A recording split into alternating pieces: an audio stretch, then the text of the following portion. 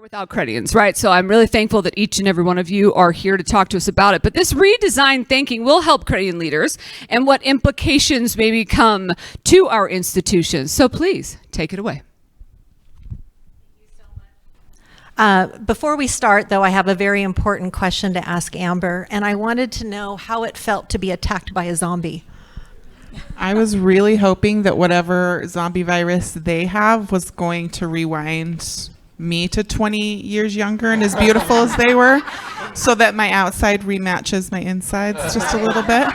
So I was looking forward to it. That sounds like another tech stack innovation. All right, get the working group on that. Power Botox. A lot of you have mentioned, I was noting some of the things I was going to share today, and a lot of the experts have already covered it, so we're going to totally pivot. But I want to start with a personal story. My granddad worked for a small community bank in the city of Orange, California. He started in the mid-1940s and eventually became the president. When he died, and if I get emotional, forgive me, my dad and his siblings went through his files. And my granddad was a very proud German man with a really soft heart. And in there were notes from small business owners, granted, being a community bank, who thanked him for doing things on a handshake, for giving them a loan, for doing something to help their business when other institutions said no. We keep those letters in our family. And that is the core of what the credit union movement is. Back then, you could do a business on a handshake. But that was then, and this is now. And as we saw today, the common theme that is technology is the way towards the future. Now, I've worked with your credit union partner for 8 years before I joined them. And previously, I was at the largest credit bureau, which was really a data analytics company. And it was focused on tech stack, APIs, custom models. And we worked with credit unions. And when the conversation about cores came into play, it blocked the sun. And for many, it became the first question: when is your core conversion? It also became the question of what size are you? And we talked about diversity, equity, inclusion. And I saw in there, though, discriminatory comments within the vendor community because they're like, well, they're small. A one-to-size model means a one-to-size meets none. And that's why, Raul, when you talked about what's small, that's why I pointed at you, is because what is small? When you look at who the leaders are, like Tyler here, when you look at their charter type, where they're located, it differs. We need micro-segmentation and not just a broad-based view on asset size. And we're going to talk about the core community, and that's what these individuals are going to do. And so the predatory tech has got to stop, because that costs staff. That costs going into low and income moderate communities. That costs the chance of tomorrow. So if we want to pivot the movement, we've got to change. And Tyler, I know you have a great story about what happened to you in terms of predatory tech. So let's start off with you. Yeah, so on October 1st, a merger with me and another credit union became effective. This credit union's $30 million in assets. Their capital went under 6% on September 30th, and it's going to cost me more than $1 million to get out of their card and core contract. It's with one of the big ones, right? And it's not in having conversation and working with them and trying to talk with them and move through this process. This wasn't a partner conversation. This was somebody holding me captive. This was a predator preying on a small credit union that didn't know better and didn't have the resources to do anything different.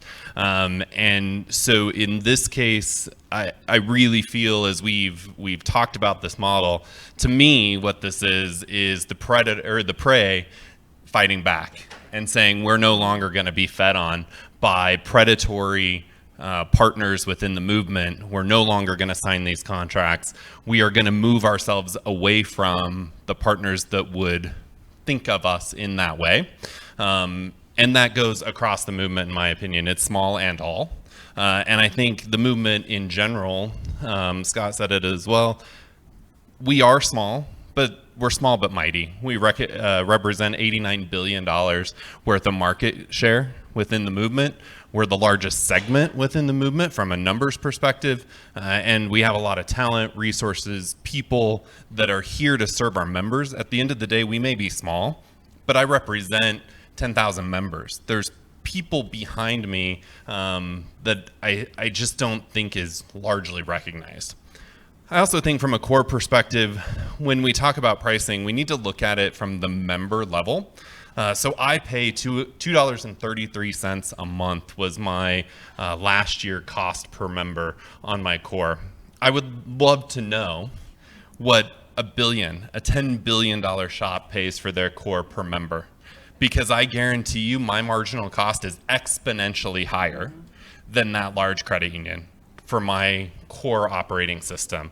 And that puts me from the get at a disadvantage to serving my members and fulfilling my mission. Amber, let's go to you as far as this topic here. And specifically, just from the tech expert on this, what is your view about the shared services and what you heard today? Well, first, 4-letter word off to Fiserv on your behalf.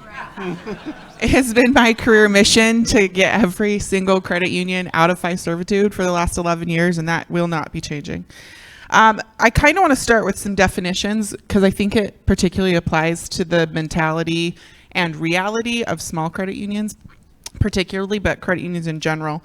We got to throw around 3 terms when it comes to tech stacks in credit union space: conversion, transform, and let me back that up. 2. We're going to add a third today. We use 2, conversion and transformation. Conversion really just means to kind of retrofit something for something else. So it's like changing an office to a nursery or going from Fiserv to FIS, right? When we switch out our cores, that's oftentimes what we're getting, just a slightly different flavor of the same thing. Then we've sort of moved into transformation, where over the last 5 years particularly, we've really started to talk about digitization and the digital transformation of our financial institutions. And the definition of transformation is a little bit better. It's a major change in the form, nature, or function of something. So like transforming a small company into a large company.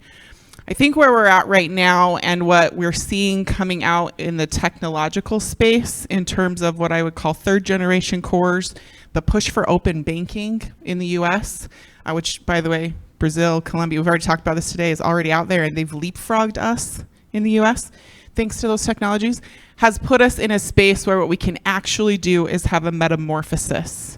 And the definition of metamorphosis, which is, and why I like it so much and where we're at right now, is that it is a series of energy intensive, to be honest, stages where an organism undergoes a radical change from one life stage to another. So that's kind of what we're talking about now, is smaller credit unions or boutique credit unions, I don't like the word small, are kind of at this space where I think technology has finally put us in a spot where we can enable your metamorphosis, but it's not going to be easy.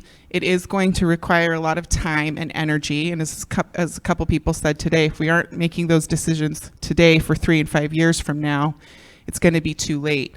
And I think what we are seeing right now is the inflection of the desire. People like Scott and Denise Widemore and myself, we've been on panels for years now, Linda, Tyler, talking about small credit unions and how to save them. I think we've just reached the cusp of where the credit union passion and desire has been here and has continued to grow, but some of our technological choices have now caught up, and we're in a space where we might be able to actually use those to catapult ourselves into that next space. That's fantastic. And I do wonder for everyone, if you were to ask members at, quote, small credit unions if they view their credit union as small, what do you think the answer is going to be? They don't know the difference. So I'm going to look over to Linda because she has been, as you all very well know, an amazing credit union CEO leader. She's also got the purview of CULA. And I would also like to just add a little part B to whatever you want to share is, if a member was sitting in the room right now, what would they be thinking? And what would they be saying if they could be sitting up on this stage with us? Well, I'll answer the second part first. They'll say, I love my credit union. And I think because when you look at a smaller all, I love that, small and all, they really are out there serving their members. And when you talk about the data part of it and listening to what all the other teams or the other panels were talking about, it's like you don't know what you don't know. And the people that we need to reach are not the people that are coming and showing up.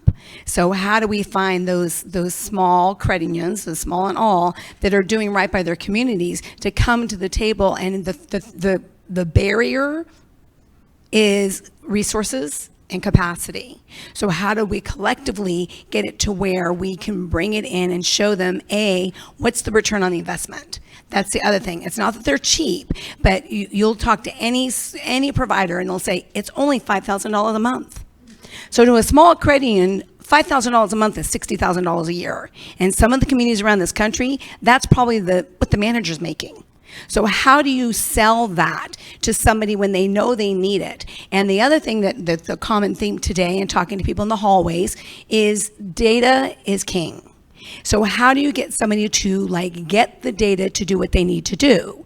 And when we heard the example of being able to get the data to find out the transactions that members are doing, what Visa can show you what they're doing, I'll give you another example of what they're looking for. It's like, where are your members financing their cars? It's a very might sound like very common to a lot of you, but for a small credit union to get that data out of their system it's like, how do you get one person that could do that for multiple credit unions all at the same time?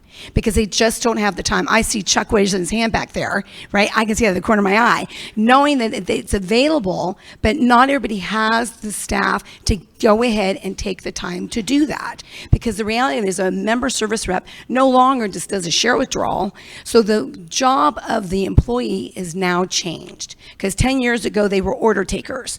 Member walks in, you did what they did, they walked out the door. The expectation now is that when somebody comes in, what is everything else that you have to offer to them? How do you get that out to the member and let them know what's there? So I think that's really the big challenge, is that people want it, the people that need it don't know it, and the people that do want it don't know how to get it and to be able to do it. So why don't we get somebody, an analyst, shared services, replicating what Liz is doing 100%, to get an analyst. Just if we just had one position, it was an analyst. Those credit unions could go into their communities, literally walk in and help their members if they weren't having to worry about to get the data. So they don't have the time on the back end, they need the time on the front end. Can I paint a picture of how CUSS could help with this? Yes. So first off, it's kind of a complicated picture, and I'm going to use myself as the consumer as the example here. But under the shared service model that we've been working on within this kind of think tank is you'd have a core that is compatible with open banking. Open banking is a swear word to some of you now, I understand, because we don't all get it yet, and it feels like we're giving data away.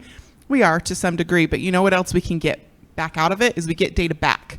So I'm going to use myself as an example to Linda's story. I have 4 credit union accounts and 1 BANK account. It is. That is a 4-letter word. So, and we're cussing up here. So even though I use one of those accounts, debit card, the most frequently, they're not actually my primary financial institution. I'm also using my Amex because I want my Sky Miles points. I'm using SoFi because they have a better savings rate. I'm using one particular credit union for my loans, right? I have these things everywhere.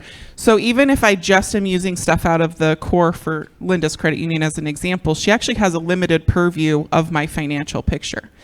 In the CUSS model, with the core that enables the open banking and us to be able to talk back and forth with all the apps that I just mentioned, plus my Robinhood account, my Acorns account, my Coinbase account. I probably have 4 or 5 others on my phone I just can't think of right now, but I have several fintech apps on my phone as well.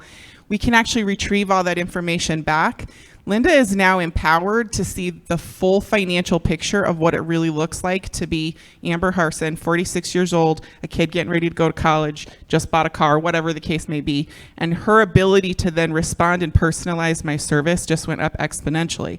As boutique credit unions, we cannot do that today. We sure as hell can't do it with the cores that we have today. It's not gonna happen. Half of them I don't think are gonna be ready for open banking. I just don't think they are. They're going to go under probably trying to make that happen. But this is the dream that I think that we've all had, is this think tank of what that would look like. So if we can all use that power of collaboration that we have to come together and say, we're willing to make some compromises, maybe in some of the tech stack from what we would have dreamed of before, we can build essentially a credit union in a box that has best of breed technology. And if we're building it on the right kind of technology, cloud native SaaS, when that vendor isn't doing their part anymore, we switch them out, and it's not very hard anymore. It's not a 2-year or 3-year project. So the ability that this model can give to us in the United States is pretty powerful. So Linda, I'm going to come back to you on this. Earlier in one of the panels, they talked about the average US age is 39. The average credit union member is 53. And then we had a question mark in terms of the leadership with all the different credit unions. Linda, I was at a CUSS CEO event. I was presenting there about probably 5-6 years ago. And at the time they said about 45% or so of the credit unions that were in existence, CEOs today, were going to be retiring in the next 5 years or so. There are some folks who are born to be CEOs and are natural innovators. There are some who are hanging on and they're waiting for their next, but they don't know what their next is, or they're waiting, the core conversion's on their head, so they're going to pass that on, as someone mentioned earlier. What is your advice, or what is your call to action to the CEOs who have inertia that is harming the member and that credit union? Okay, I wouldn't say that it's necessarily inertia. Well, hopefully it's not. Because I did get out of the way. I think it's really hard for like a lot of small credit union CEOs, and I'm going to focus on women just because that's who I represent. And I think women naturally are nurturers. And so a lot of going back, so like back long time ago, the small credit union CEOs were, again, predominantly women. So they grow up in their credit unions. So this is very key. They grow up in their credit unions. The key is, do they grow with their credit unions? So when they grow with their credit unions, do they see what is that thing down 2 or 3 or 4 years down the road? So I do challenge, and I've actually challenged some of our members. So CULA is the Credit Union Women's Leadership Alliance. So that's what the acronym is for. And it's for all credit unions of what we are now calling under 500 million, our definition of small, just because as our members grow, we don't want to lose them, is really it. But really to take that look, because retirement or moving or getting out of the way is a 5-year process. You don't have to be Medicare or Social Security age to retire. I wasn't when I retired, but it's a 5-year look into kind of going, A, why am I here? Why am I staying? But 2, can I afford to move? Do we have somebody to take my place? And most importantly, and this is why I think people don't do it, is what am I going to do? What am I going to do? So that was my journey. I did a 5-year process. I know it's going to come. And then every year it's kind of like, well, maybe 1 more year. And then 3 years out, Sue Mitchell was doing our planning session, said, here's the 3-year plan board. I'm like, oh shit, I guess I'm going. And haven't looked back. Right, thank you, yes. So, and so it actually challenged me to make sure, because I started at my credit union, I was the CEO for 25 years. I'd been there for 37 years. So I literally, when I say grew up in my credit union, I did. It was $3 million when I started, it was $100 million when I retired. And really having to have that conversation about, that was my baby, right? And people all go into the credit union going, do you miss it? I'm like, no. I don't miss all of the challenges they're going through. I had somebody on staff that was ready, able to go, can look into the future for AI. What are the needs of the members in the future? So I think that is really the challenge out there, is be prepared. Is it your time? And then I was talking to somebody the other day on the phone, I think it was you, I had a lot of calls this week, that recommended a book to me that actually talks about that. And I'm going to look up the name of the book. But it's really about, what are you going to do when but you got to leave it. If we want to be here for the unforeseeable future, we need to step aside and make room for others. We need more CEOs like her. Her passion and authenticity, that's part of who we are. The book is called The Next Chapter, or The Next Season, and definitely would recommend people taking a look at that. So Tyler, I'm coming back to you. Now, we talk about people helping people. We talk about mission versus margin. What we're hearing is that those who may guide the mission or want to say they want to help your mission actually harm your mission, and they harm your margin with the gouging. What is your, and you can add more to this, you can keep an eye on the time, but what is, you're going to close this out here, what is your call to action to the cores out there, to the other technology providers? What would you like to see change immediately going forward? My call to action for the partners is to truly be partners of the industry. If that's what you're claiming to be, then that's what you should be, and you should know the individualized nature of the credit unions that you serve. Just because we all have the same last name doesn't mean that we all do everything the same. Even small credit unions have vastly different business models, right? I'm a $110 million credit union in rural Wyoming. I'm going to look very different than the $110 million credit union in rural Colorado even, right? Just because we may look similar doesn't mean we do things the same way. My business model relies heavily on indirect lending, on real estate lending, and things like that. Other credit union CEOs hear indirect lending and run from the risk that it might represent to them because of the horror stories that they've heard and the regulator pushing back against them doing it. And so my business model is different. What CUSS allows me to do is to say, this is my business model, and to find the partners that work for me. It also may mean I don't have a CFO, but I can go out and find a fractional one that will do some of the work for me, and therefore I'm not hiring an FTE to do that. It gives us a much broader view of how we can run our organizations. I guess my call to action for the industry, our partners, larger credit unions that may be looking for merger partners, even though they say they don't because it's too much work to merge with us. However, mergers are happening all the time, so that doesn't even make sense. My call to action is I've heard over and over again that small credit unions are the heart of the movement. Well, if we're the heart and we die, what happens to the movement? It dies with us. It dies with us through taxation. It dies with us through losing the cooperative business model. And so my call to action is make sure your small credit unions are surviving and thriving, and make sure that you're coming with us on that journey and not preying on the carcass beside the road.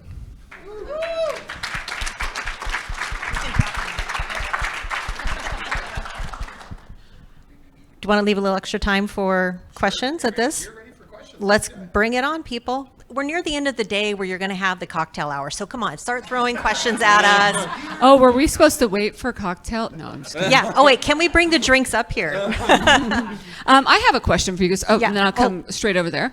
Tyler, you were just talking about the small credit unions being at the heart of the movement. And there are thousands of credit unions that are small, right? And yet we find that our vendors and business partners build products for the larger institutions because they have the cash. How do you find the balance between that? Or do you have advice? I don't have advice because unfortunately in the world we live in right now, we're stuck with those out-of-the-box solutions, right? So they're charging more or a lot of money compared to our bigger partners for an out-of-the-box solution. And it's, to us, my view of it is they're basically saying you get what you get and you don't throw a fit. And we are in a place where we have to accept that. We're stuck in these long-term contracts. We can't leave if we decide to. In the case of my merger partner, it's taking more than half of their remaining capital to exit their large data processing contract. I'll let Amber say the Fiserv. So we're right now stuck. And this, to me, is disruption. This is what disruption looks like. And it's not the technology, as somebody said earlier. It's what you do with it. It's us saying, we're done. It's us saying, we're going to do something different with a different technology. Okay, so coming from someone who this is my first time to attend here, I have been in the industry 36 years. I was a CEO at 26 years of age. And, oh yeah. And I've seen a lot happen. And in my small part of the world, I'm from Nashville, Tennessee. When I was a CEO, we had a lot of this stuff happening. And as everything happens, you know, that small collaboration has gone away and brought us to where we are today. So I am 100% with you. I've been preaching it for years. Linda knows this. But I'm just now coming into this talk today. Tell me, where do we stand on it? Where are we? What are the nuts and bolts of it? What's next? I'll speak to that a little bit. I think what is the biggest differentiator to me is, as I mentioned, Linda, myself, Tyler, Scott, Denise, that it's been like 5 years that many of us have had different groups of people having this conversation. The major differentiator for me right now is we actually invited, I say we because I'm actually out of partner, but I keep talking like I'm at a credit union, so I got to be a little careful here. But the group as a whole invited partners at the beginning of the conversation. And I think what we had been doing, and Scott, correct me if you feel like I'm wrong, like we had a group that was like good cadence, like really getting traction, but we hadn't invited any partners. We were sort of trying, just me, actually, I was out of partner at the time. We had started the conversation sort of like, we're going to cherry pick these partners that we're going to go out and like RFP almost in this really traditional sense of the word. And I don't know that that would have served us ultimately. So what we did differently this time was invite them from the very get-go and say, listen, this is the problem that we're trying to solve. Do you want to be part of the solution or not? So then we knew we had engagement and buy-in from these groups that truly wish to put their money where their mouth was and say, yeah, this works for us too. This helps us too. We would like to serve you, but sometimes there is expense that makes it really difficult to overcome on our side. In this way, we can both gain the economies of scale to take advantage of it. We're in. So it's like kind of half the battle just to establish that piece and not have to go chase them down and essentially beg them to help us. Well, and the other side of it is they listen to us. I mean, I was in that room from DC forward. They listen to us from the get-go. Does this make sense? Can this work? How does it matter to me in my credit union? And as anybody on the call can say, I kept saying, how do we make money? You have to monetize the technology for us because we have to be able to have an ROI on the investment that we're making in the technology. So mine is it's a bit of a comment that will have a question on the end of it in terms of collaboration, right? So in leading the CUSO now, one of the things that we are seeking to do is to really help to accelerate that adoption of technology and quality technology throughout the industry. And as a CEO, previous CEO of smaller credit unions that had really dynamic strategies, so I love that you are talking about that because sometimes that's overlooked. I really do understand not only the plight, but the true impact of having that quality technology at the table. So one of the things that we are exploring is tackling this directly for small credit unions. So understanding that we will always have that impact outside, but kind of trying to see what we could do from a coalition perspective to bring smaller credit unions to the table to drive the development of quality technology solutions to move organizations forward. I'm always going to have that heart for that because I've come from that world. So now my question is, would you be willing to be a part of a coalition that will help to advance that? Because if so, the CUSO is ready to do it. Listen, I will be a part of any room that will have me, but I don't want to be. I can't stand, and my friend Denise has it in her LinkedIn profile. I don't want to just talk. Somebody has to get shit done. Yes. And I'm not going to be in a room to just talk. It's I mean, you can tell by my body language, right? I cannot stand it there. We have to move. We have to do something. And we have to get shit done. And if we're not going to do that, I don't want to be there. Well, I'm with you. Been there with you, have done that. And I can tell you the commitment is real. So we are not looking to have a conversation that goes nowhere. We want to take action. And I just wanted to say that in this room while we're talking in this way about making this impact. The commitment is there, and we're ready to help to drive that solution forward. Question back here. So I will say that as a small credit union CEO, 13 years ago, we converted to CU-based, which is a cooperative core, and partnered with Extend. Without that, we would not be here today. And I will say collaboration is hard, but you have to have buy-in. And what you have to do is understand that the barrier to entry has to be low. Because we talked earlier about, it's not just money, it's time. And what we're doing here is how credit unions can survive. What we're doing is getting everyone on a same platform that they can collaborate, because that's step one. So that was just my comment. Imagine if you hadn't taken that step. Yep. Okay. I have seen in the last few years, credit union used to be like 10,000, but then the number keeps coming down to about 3,000 to 4,000. And each month, I see that the smaller credit union being taken over by the larger credit union. And obviously that technology is increasing, substantially. So smaller credit union, they do not have the resources or the capacity to actually compete with the bank or even with the larger credit union. So my question would be, how do you think that the smaller credit union really can survive in this kind of very competitive environment? And I believe that that number is going to go down, because every month that I'm doing the report, I see that smaller credit union being taken over, being merged, and we, on credit union, always looking out for smaller credit unions so that we can bring them into our credit union. So the bigger you are, the larger you are, you can sustain that competition. But I don't know how long can smaller credit union truly survive.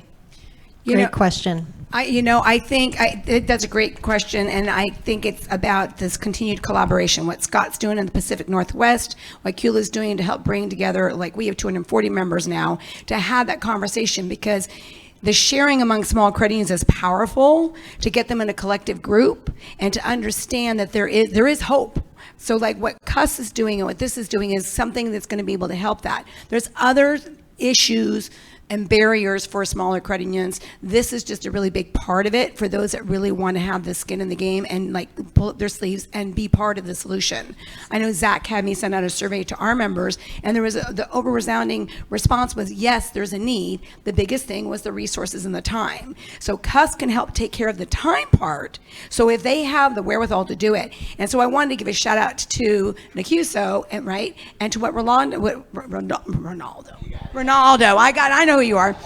What they're doing there, so like I go to NACUSO to kind of see what's out there and to come back and be able to share it with our members. There's a lot of resources for smaller credit unions out there. It's having the time to hear about what's out there. And it's about like the resources available to share with your members. How do we like look at these small fintechs that have solutions that small credit unions or all credit unions can share with their members? And again, where's the sliding scale? Who wants to listen to us? I've actually talked to 2 companies that I met at NACUSO to say, how can you help small credit unions with your solution? Because right now, what you're asking for, they can't do. Where's the price point? What can you do? So I think it's having advocates like us that are out there shouting and kind of going, what can you do? What does it look like? Bring the cost down, bring the ease of getting the data in or out, and then we're all ears. So I think CUSS is really a big solution for that. Good, Denise. No, you one thing. Give me that. I'm losing control, you guys, I think. Yeah, just one close. They've turned it off. Okay. No, I used to work at CUSO, and I worked with Guy Messick, and he was famous in saying, if credit unions go away, CUSOs go away, vendors go away, trade associations go away. It's not good for anyone. Absolutely. Thank you very much to our panel.